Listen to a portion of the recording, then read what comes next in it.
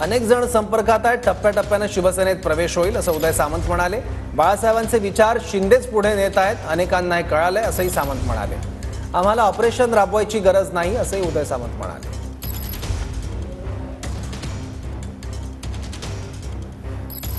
असं म्हटलं होतं की येत्या 90 दिवसामध्ये 10 ते 12 माजी आमदार युबीटी आणि महाविकास आघाडीचे हे माननीय एकनाथ शिंदे साहेबांचं नेतृत्व स्वीकारणार आहेत आणि त्याच्यावर आजही मी ठाम आहे।